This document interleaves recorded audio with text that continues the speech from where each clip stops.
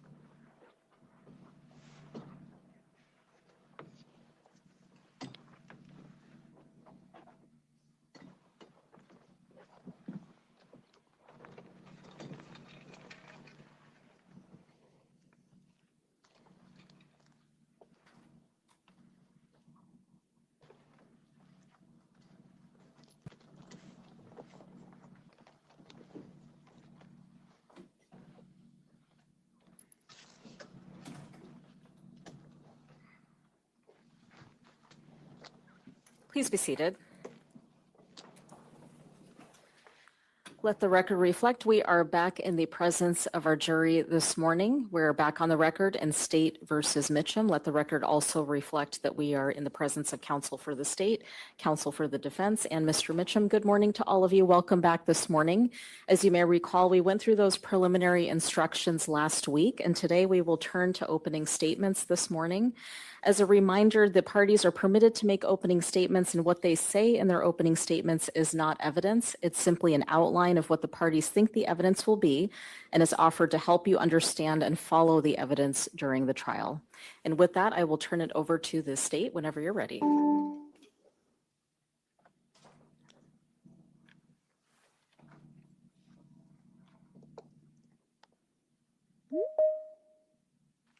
morning. It has been said that the home serves as more than just a physical space.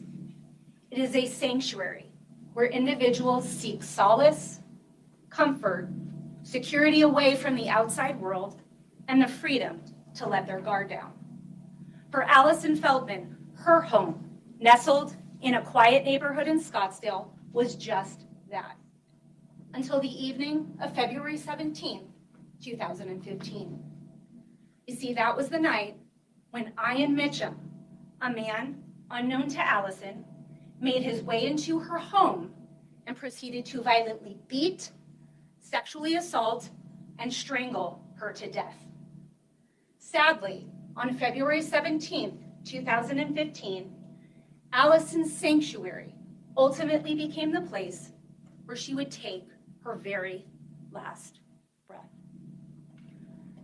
This is Allison Feldman, and back in February of 2015, when she was killed, she was 31 years old. Allison wasn't originally from Arizona. In fact, she had spent most of her formative years in Minnesota. While there, she lived with her two parents and her older sister. Allison was tremendously close with her family. After Allison graduated high school, she moved to Arizona, specifically Tucson, so that she could attend college at the University of Arizona. After she graduated college, she eventually moved to Scottsdale, bought herself a condo, and then a short time after that began her career in medical device sales, a career where she experienced great success. Allison was independent. She was hardworking. She was well-liked by others. She spoke to her parents every day. She didn't live a fast life. She wasn't a partier or a gambler. She didn't use drugs, and she only drank socially on occasion. Around April of 2014, Allison met a man named Alex on a dating website. and they went on their first date April 4th, 2014, and their relationship progressed steadily from there. By June of 2014, Allison and Alex were in an exclusive relationship. Around that same time, Allison had decided to sell her condo, and then she purchased and moved into the house of her dreams in a neighborhood near Old Town Scottsdale. At the time, Alex was living with a roommate in Tempe, but he would frequently spend anywhere from 2 to 4 nights a week with Allison at her home. Allison was happy in her relationship with Alex. She loved him. And as for Alex, well, he felt the exact same way about Allison. In fact, he believed she was the woman he wanted to marry, and he had plans on proposing to her in July of 2015. Unfortunately, happily ever after for Allison and Alex would never come. Now, before I talk to you about what happened to Allison on February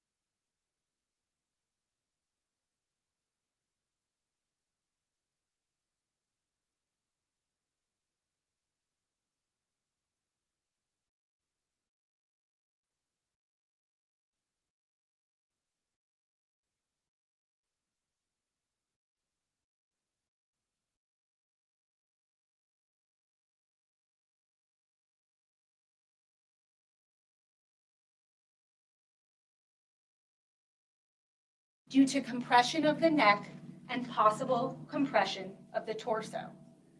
Dr. Ferens found petechiae, which are small pinpoint dots from broken blood vessels, and other marks that he determined were consistent with strangulation.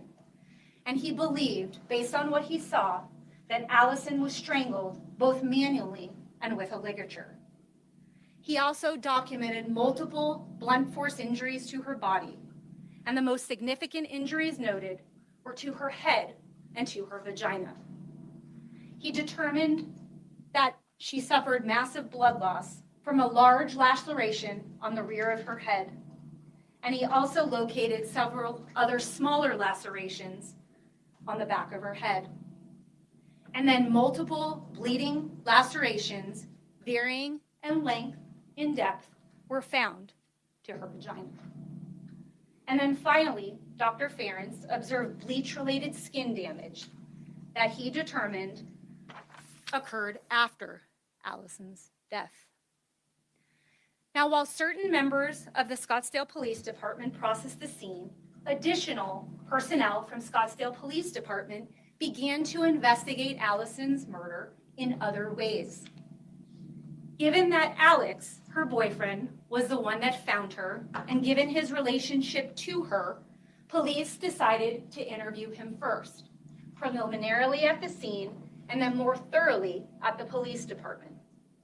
While at the station, Alex voluntarily turned over all of his clothes. He provided a DNA sample to the police. He participated in a forensic physical examination, and he allowed the police to look through his phone. And during these contacts, police noted that Alex did not have any observable injuries and that his body and clothing did not appear to smell like bleach. Investigators also reached out and spoke to Allison's family, initially to notify them of her death, and then a little bit later to try and learn any additional information that might assist them in their investigation. Detectives by this time had already determined that her cell phone, her wallet, her house key, and a charger to the computer that was found on her couch was missing. During those conversations with Allison's family, they learned of additional items missing, such as items of jewelry a white rug or blanket, I should say, that was typically on the top of her couch, as well as hand towels. Police also canvassed the neighborhood surrounding Allison's home, attempting to talk to every neighbor. And they did this so many times. In the first 6 months, police took 2 days during 3 months to talk to people in the neighborhood. They did it twice in February, they did it twice in March, and they did it twice in September. And still, after they had determined, after 2 years, who had committed this crime, they went out 2 years later and did another canvas event and even expanded the canvas area to try if they could get information that might help them solve this case. Additionally, police learned about Allison's security system, and they discovered that there were sensors on her front door, on her sliding glass door, on a laundry room / garage door, and a master bathroom door, and that her system captured all door openings and closings and documented them with a timestamp. And police determined that between 8:42 p.m. on February 17th and approximately 1:04 a.m. the very next day, that Allison's security system documented approximately 20 entries and exits from the residence, which you will hear about in more detail during the trial. Detectives also obtained and viewed an exorbitant amount of surveillance video from places Allison went on February 17th, from cameras affixed to neighbors' homes, and from stores that they were looking at that sold bleach, just to name a few of the types of things that they looked at. Now, early on in the investigation, this also began to be described as a deep dive. They spoke to members of her family, her boss and other coworkers, friends, and an ex-boyfriend. They gathered her phone records, her financial records, her social media and email records. They spoke to people who delivered mail and packages to her residence, not even just the current residence where she was at, but the prior condo where she had lived. They had spoke to people who did work at her house, contractors, the yard guy, the pool guy. Investigators were looking for any information they could find that might help them identify her killer. Police also engaged in a comprehensive investigation into Alex, much beyond their initial interviews with him on February 18th. They looked into his whereabouts on relevant dates and times. They spoke to people who knew him, including past girlfriends. They collected information about him. They obtained his financial records, his phone and email records, his employment and school records. And each time they learned additional information about Alex, they interviewed him again. And this took place for the next 3 years. Other units of the police department were also enlisted to help the violent crimes unit with the investigation. Registered sex offenders in the area were interviewed and surveilled. Known transients were interviewed. Tips from the web were investigated. Phone calls into the Scottsdale Police Department were investigated. And Scottsdale Police even traveled out of state to speak with a man who had committed a murder in somewhat of a similar way, who had ties to Arizona, just to see if he could possibly be involved. Between 2015 and 2018, Scottsdale Police Department spoke to hundreds of people. And one of the tips that police received during the investigation was regarding a man named James Castellamides. You will hear that James lived in relatively the same neighborhood as Allison and had a connection to her because he worked as a pharmacist at a Walgreens where she used to get some of her prescriptions. James is somewhat of an odd guy, and because of that personality and connection to Allison, people in the neighborhood began to gossip about him and the possibility of him being involved in Allison's murder. And so shortly after the murder, police contacted James Castle and asked him if he would consent to giving a DNA sample, which he agreed to. They contact James again and question him further about denied any involvement in Allison's murder. He even provided police with another DNA sample. He even agreed to take a polygraph when asked by police. But ultimately, police would exclude him as a suspect in Allison's murder. And while no investigation, ladies and gentlemen, can ever be classified as perfect, for the next 3 years, Scottsdale Police Department conducted an exhaustive investigation to try and identify the person responsible for Allison's murder. And a large part of that investigation involved DNA. You are going to hear a lot about DNA during this trial. As I had mentioned earlier, at the beginning of the investigation, for 4 days, Scottsdale Police Department processed Allison's home for evidence. Part of that processing included testing items of evidence and stains for DNA. Many of those items or swabs came back to individuals you would expect, given that they spent time in the house, such as Allison or Alex. A few of the results even came back to include individuals who were involved in processing the scene. But one of the stains observed, a stain that was located squarely in the middle of the crime scene, stood out to police. Not just the location or the appearance, but also the result. Because unlike most of the other stains that came back as matching Allison or even Alex's DNA, analysis of this stain revealed the DNA profile of an unknown person, and more specifically, an unknown male. And this same DNA profile was not just present on Allison's kitchen floor, but also on a cabinet knob in Allison's laundry room, on the outside handle of Allison's sliding glass door, and on the upper portion of the broken beer bottle that was found under Allison's couch.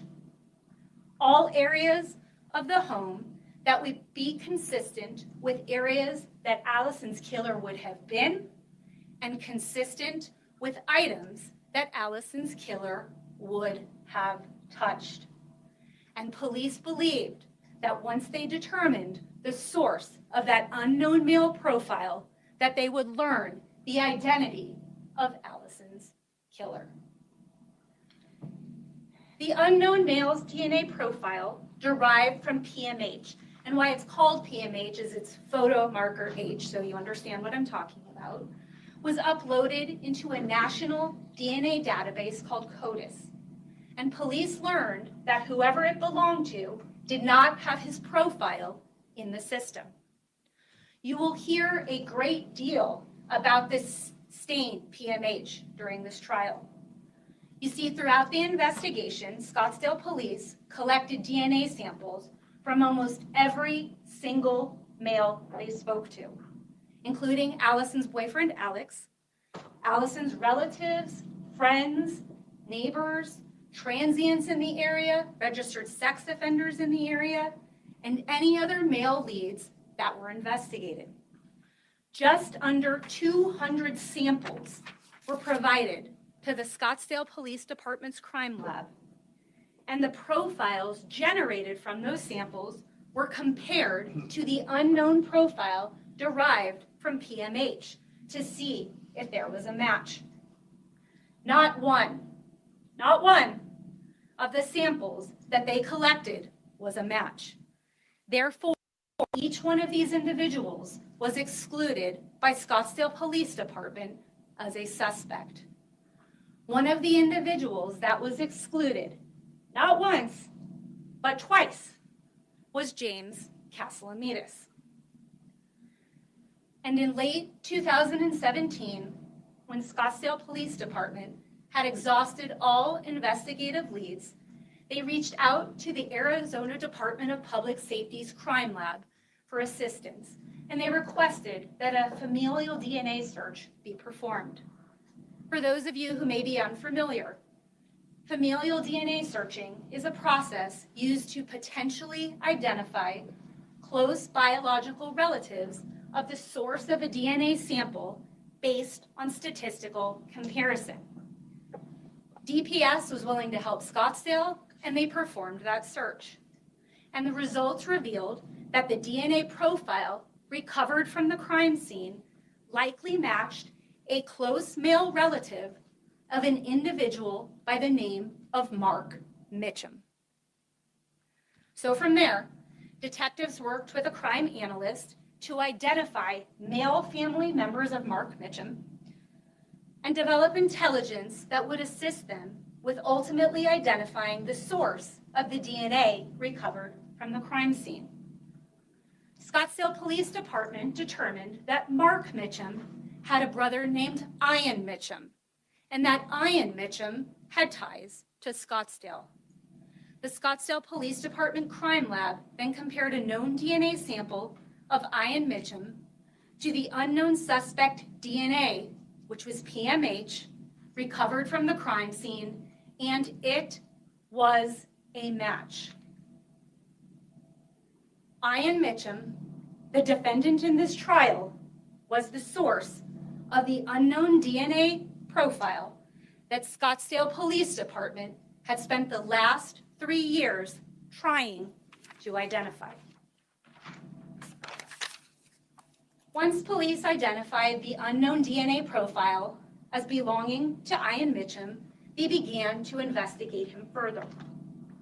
And during the investigation, police learned that Ian drove a black Ford Mustang. This is going to be important because you will hear that it is a common practice for police officers to run license plates on vehicles that they see driving late at night. And you will learn that in the early morning hours of February 18th of 2015, shortly after Allison's murder, Mitcham's license plate was run by 2 different Scottsdale police officers who observed his Ford Mustang within a few miles of Allison's residence. This fact will become extremely relevant during this trial in relation to the timing of the door activity at Allison's house that morning and other evidence that you will hear. And then finally, on April 10th, 2018, after being linked to the DNA found at the crime scene and to the black Ford Mustang, Ian Mitcham was taken into custody. He agreed to be interviewed by the police, and he sat down and spoke with Detective Heinzelman and Sergeant Lockerbie. During that interview, Mitcham confirmed that he was the only person who was driving the black Mustang back in 2015.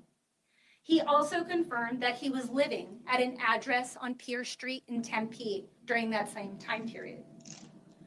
Mitcham told police that back in 2015, he was depressed and that his life sucked. He said he was drinking heavily and frequently, and that it was mainly because he and his former fiancée, a woman by the name of April Hall, were on the outs and headed towards separation. He went on about how April didn't love him, that she didn't want to be with him, and how they were sleeping in separate rooms at this point and no longer having sex. When the subject of Allison's murder was introduced, Mitcham acknowledged that he remembered hearing about her murder and that he had read about it in the news. He further told police that he had heard that Allison had lived off the freeway or Thomas or something like that, and that he remembered her murder being a local story because she was young and it was an unusual thing for Scottsdale. Mitcham was shown a photograph of Allison Feldman, and said that he recognized her from the news. When asked if Mitcham knew Allison, he said he didn't know her, he had never met her, and more importantly, that he had never been to her house. Mitcham was also shown a picture of Allison's boyfriend, Alex, and he also denied any connection or knowledge of Alex or that he knew him or had ever met him. Ultimately, Mitcham denied any involvement in Allison's murder. But what will be important from his interview with the police is not only the information he provided, but the information that he didn't. Because even though the police had located his DNA on multiple items and surfaces in Allison's home, Mitcham maintained that he had never been inside of Allison's house, and he was unable to provide any explanation for how his DNA ended up in this crime scene. As part of the investigation, Scottsdale Police Department also executed search warrants at the address where Mitcham was living in 2018, which was a different address than where he was living in 2015. And they also executed a search warrant on his black Ford Mustang. Given that these warrants were executed 3 years after Allison's murder, and Mitcham had this entire time to dispose of anything that could tie him to the murder, it was no surprise that nothing of evidentiary value was located. Even after the police arrested Mitcham, they continued to investigate him further. And one of the ways they did this was by obtaining his banking records to see if there was any unusual activity at or near the time of Allison's murder. And what police discovered when reviewing those records was that Mitcham appeared to be struggling financially back in 2015, that his primary bank account was routinely overdrawn, he was constantly getting hit with overdraft fees, and that this was happening in the weeks and days leading up to the murder. But of greatest significance to the police in those records were 2 large ATM deposits, as you can see in green, made by Mitcham, and the locations, dates, and times those deposits were made in relation to Allison's murder. On February 18th, 2015, at around 12:28 a.m., Mitcham deposited $1,000 into an ATM located just a few miles from Allison's home. And then later that same day, he made another deposit of $1,500 into an ATM located near his work. You will see and hear testimony that over the course of a calendar year, that Mitcham had never made deposits in cash of this size, and that any sizable deposits into this account were from his employer. You will learn the significance of the deposit at 12:28 a.m. on February 18th and how it coincides with the door activity at Allison's home and the times that Mitcham's license plate was run by the 2 Scottsdale officers. As part of the investigation, police also interviewed April Hull on April 10th, 2018, Mitcham's former fiance and mother of his child. During that interview, April confirmed that Mitcham was driving the black Mustang and that he lived with her at that Pierce address back in 2015. Police also learned that April had been keeping a journal on her cell phone with entries dating all the way back to 2012. And from this journal, they noted that April had documented that on February 17th, 2015, that Mitcham was not home that night, and that she remembered going to bed at around 11 p.m. and Mitcham had never come home that day. April further documented in her journal that when she woke up the next day, Mitcham was home, and then mentioned that after he dropped off their daughter at school, she didn't see him again until 8 p.m. that night. April described Mitcham as being secretive and that he was constantly hiding things and that she didn't have access to the areas where he did so. And she told police that it wasn't unusual for Mitcham to come home looking disheveled or even scratched up at times. So she didn't recall anything that stood out to her when she saw him on April 18th of 2015.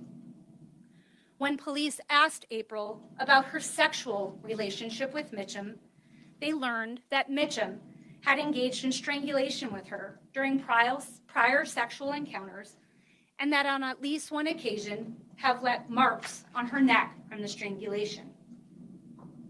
As part of their investigation, police also talked to another one of Mitcham's former girlfriends, where they learned that Mitcham had engaged in strangulation with her multiple times during sex, and that the strangulation had involved both Mitcham using his hands and on one occasion, Mitcham using a belt, and that on one occasion resulting in a mark being left on her neck. As part of the police investigation, Mitcham's phone was also collected, and of interest to the police was a specific pornographic video located in his phone that depicted an act of strangulation, not only similar to the acts described by Mitcham's former girlfriends, but similar to the mechanism of injury described and determined in the homicide, thus illustrating Mitcham's propensity and sexual interest for asphyxiation. Police also spoke to various family members that the defendant was living with at the time of his arrest, all of which claimed to know nothing about the defendant's involvement in these crimes. To date, police have never been able to establish any other reason for the defendant's presence in Allison's home other than the fact that he was the person responsible for her attack.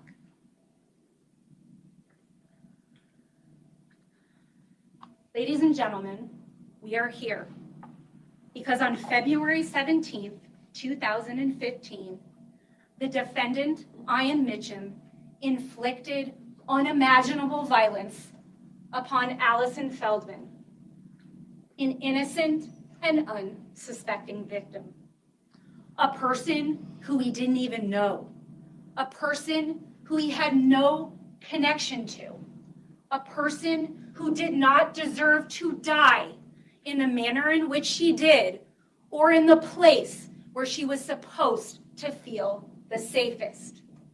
Before that night, Allison's home, her sanctuary, was a place of security, peace, and comfort. It should not have been the place where her young and promising life came to an end. The time has now come, nearly 11 years after Allison's brutal attack, for the defendant to face the consequences of the actions he took and the decisions he made on February 17th, 2015. Because his actions and his decisions are what have earned him a seat in this courtroom. And the state is confident that after you listen to and evaluate all the evidence in this case, that you will find no other appropriate verdict to return for the crimes that he is charged with, but guilty.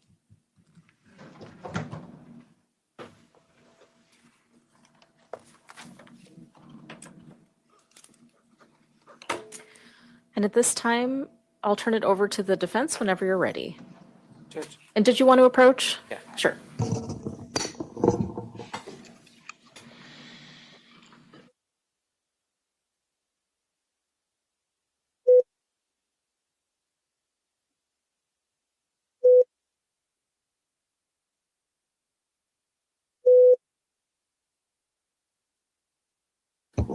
All right, so ladies and gentlemen, we're just, given the time that we're at past 11:34, what we're going to do is take our lunch break now and we'll come back at 1 o'clock.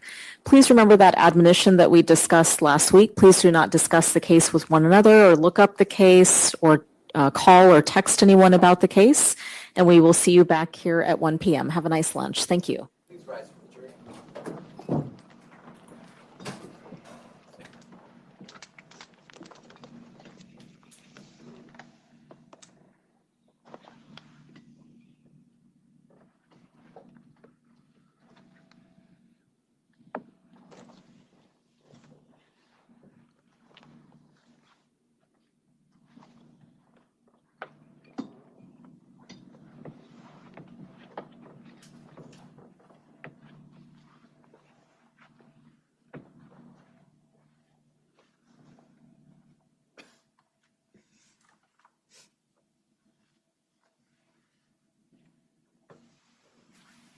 Please be seated.